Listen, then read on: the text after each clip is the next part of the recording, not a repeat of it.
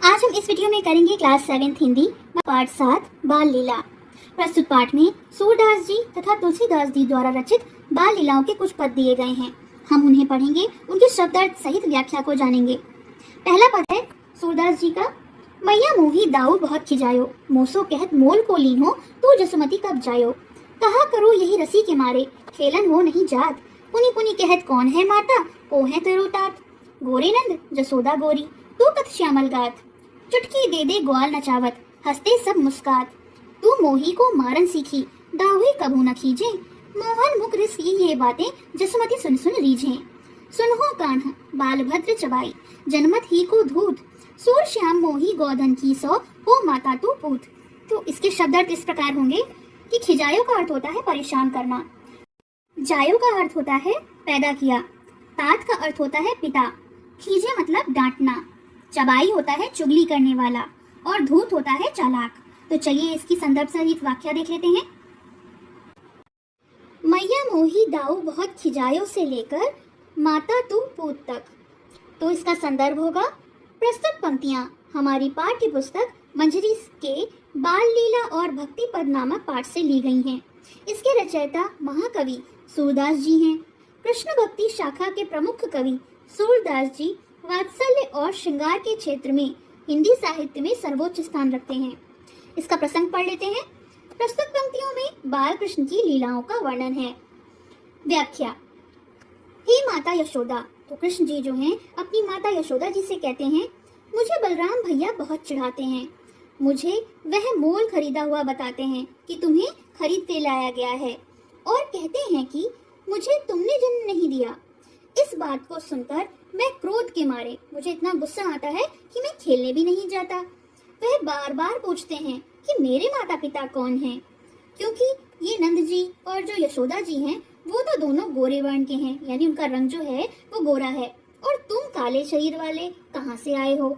सब ग्वाल चुटकी देकर नाचते, हंसते और मुस्कुराते हैं, यानी कृष्ण जी को चिढ़ाते हैं, परेशान करते हैं। और वो अपनी माता से कहते हैं, तुम हमेशा मुझे ही पीटना जानती हो, बलराम भैया को कभी नहीं डांटती हो। बालक श्री कृष्ण के मुख से क्रोधपूर्ण बातें सुनकर यशोदा मन ही मन खुश होती हैं। वे कहती हैं कि कृष्ण सुनो, बलराम तो चुगली करने वाला और जन्म से ही धूर्त है, यानी चालाक है। सूरदास जी कहते हैं कि यशोदा कृष्ण से कहती हैं कि मुझे गायों की धन की सौगंध है कि मैं ही तुम्हारी माता हूँ और तुम ही मेरे पुत्र हो। तो ये तो हो गई व्याख्या। अब हम दूसरा पद पढ़ते हैं। सूरदास जी का दूसरा पद।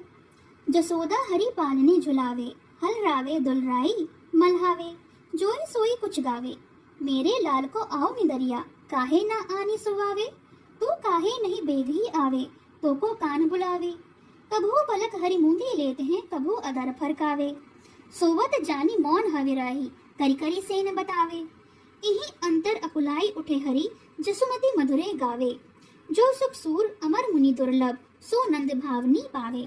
तो इनके शब्दार्थ इस प्रकार होंगे।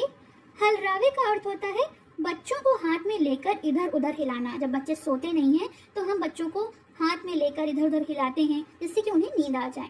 मलहावे का होता है चुप कराना, कोई बच्चा रो रहा है तो हम उसे चुप कराते हैं, पुचकारते हैं। बेघी का अर्थ होता है शीघ्र, जल्दी। तोको का अर्थ होता है तुमको। फरकावे यानी हिलाना, कोई चीज को फड़काना। सेन का मतलब होता है इशारा करना, संकेत देना। भामिनी होती है पत्नी, तो नंद की भामिनी यानी यशोदा जी। अब चलिए इसकी संदर्भ सहित व्याख्या पढ़ लेते हैं। दूसरा पद। जसोदा हरि पालने से लेकर नंद भामिनी पावे तक। इसका संदर्भ जैसे पहले पद का था उसी प्रकार होगा। प्रसंग पढ़ लेते हैं। प्रस्तुत पद्यांश में सूरदास जी ने माँ यशोदा द्वारा बालक श्री कृष्ण को पालने में सुलाने का वर्णन किया है, और इसकी व्याख्या इस प्रकार है। यशोदा जी श्याम को पालने में झुला रही हैं। कभी वे पालना झुलाती हैं, कभी प्यार करके बाल कृष्ण को पुचकारती हैं, और चाहे जो भी गाती जा रही हैं। और वे गाते हुए कहती हैं, निंद्रा, निंद्रा यानी नींद, तू मेरे लाल के पास आ, तो क्यों नहीं आ रही है, तू आकर इसे सुलाती क्यों नहीं है, तो झटपट क्यों नहीं आती, तुझे कान्हा बुला रहा है। श्याम सुंदर कभी पलके बंद कर लेते हैं, कभी अधर फड़काने लगते हैं। उन्हें सोता समझकर देखकर माता चुप हो जाती हैं, और दूसरी गोपियों को भी संकेत करके यानी इशारे से समझाती हैं कि ये सो रहा है, तुम सब भी चुप रहो, शोर मत मचाओ। इसी बीच में श्याम आकुल होकर जाग जाते हैं। यशोदा फिर से मधुर स्वर में गाने लगती हैं। सूरदास जी कहते हैं कि जो सुख देवताओं तथा मुनियों के लिए भी दुर्लभ है, यानी जो सुख देवताओं को और मुनियों को भी नहीं मिला है, वही सुख श्याम को बाल रूप में पा करके लालन पालन तथा प्यार करने का सुख श्री नंद की पत्नी यशोदा द्वारा प्राप्त हो रहा है। तुलसीदास जी का पहला पद। तन की दुति श्याम सरोरु, लोचन कंच की मंजुल ताई हरे, अति सुंदर सोहत धुरी भरे, छवि भुरी अनंग की दूरी धरे, दमके दतिया दुति दामनी ज्यों, किलके कल बाल विनोद करे, अवधेश के बालक चारि सदा, तुलसी मन मंदिर में विहरे। तो तन होता है शरीर, दुति का मतलब होता है चमक, जो सुंदरता होती है उसे कहते हैं दुति। सरोरुह का अर्थ होता है कमल, कंज होता है कमल, यानी सरोरुह भी कमल होता है और कंज भी हम कमल को कहते हैं। मंजुल ताई होती है सुंदरता, लोचन हम नेत्र को कहते हैं, आंखों को। सोहत होता है सुशोभित होना, भूरी यानी अधिक, अनंग होते हैं कामदेव, दामिनी यानी बिजली, और बिहरे होता है क्रीड़ा करना या विचरण करना। तो हम इसकी संदर्भ सहित व्याख्या पढ़ लेते हैं। तुलसीदास जी का पहला पद। तन की दुति श्याम से लेकर मन मंदिर में बिहरे तक, इसका संदर्भ होगा प्रस्तुत पदांश हमारी हिंदी पाठ्य पुस्तक मंजरी 7 से उद्धृत है। उद्धृत यानी लिया गया है। इसके रचयिता कवि शिरोमणि तुलसीदास जी हैं। तुलसीदास जी राम भक्ति शाखा के प्रमुख कवि हैं और हिंदी साहित्य के प्राचीन कवियों में इनका सर्वोच्च स्थान है। सर्वोच्च यानी सबसे ऊंचा। इसका प्रसंग प्रस्तुत पदांश में तुलसीदास ने श्री राम के तथा महाराजा दशरथ के अन्य पुत्रों के बाल रूप का मनोहरी वर्णन किया है। मनोहरी यानी मन को हरने वाला। व्याख्या, उनके शरीर की आभा नील कमल के समान है। आभा यानी चमक। नेत्र कमल की शोभा को हरते हैं। धूली से भरे होने पर भी, धूली यानी धूल से भरे होने पर भी वे बड़े सुंदर जान पड़ते हैं और कामदेव की महती छवि को भी दूर कर देते हैं।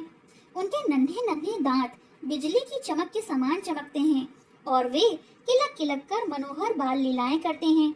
अयोध्यापति महाराज दशरथ के वे चारों बालक तुलसीदास के मन मंदिर में सदैव विहार करें।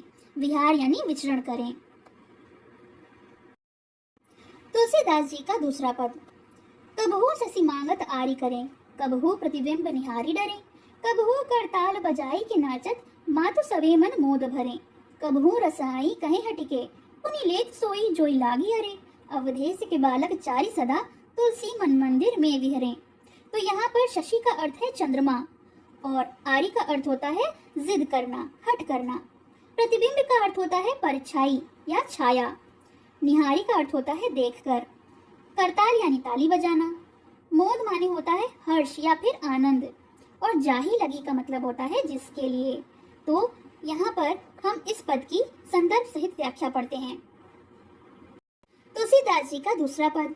कबहू ससी से लेकर मन मंदिर में बिहरे तक, इसका संदर्भ जैसे पहले पद का था उसी प्रकार होगा। प्रसंग पढ़ लेते हैं। प्रस्तुत पदांश में तुलसीदास ने श्री राम के और महाराजा दशरथ के अन्य पुत्रों के बाल रूप का मनोहरी वर्णन किया है। व्याख्या, कभी चंद्रमा को मांगने की हट करते हैं। हट करना यानी जिद करना। कभी अपनी परछाई देखकर डरते हैं, यानी अपनी जो परछाई, अपनी जो छवि होती है उसी को देख के डर जाते हैं। कभी हाथ से ताली बजा बजा कर नाचते हैं, जिससे सब माताओं के हृदय आनंद से भर जाते हैं। कभी हठ पूर्वक कुछ कहते हैं, यानी जिद करके कुछ मांगते हैं और जिस वस्तु के लिए अड़ जाते हैं उसे वो लेकर ही मानते हैं। अयोध्यापति महाराज दशरथ के वे चारों बालक तुलसीदास जी के मन मंदिर में सदैव विहार करें। विहार करना यानी क्रीड़ा करना, खेलना। तो ये तो हो गई बाल लीला के पदों की व्याख्या।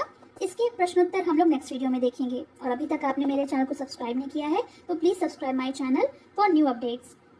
पसंद आया हो तो लाइक करें, शेयर करें, चैनल को सब्सक्राइब करें।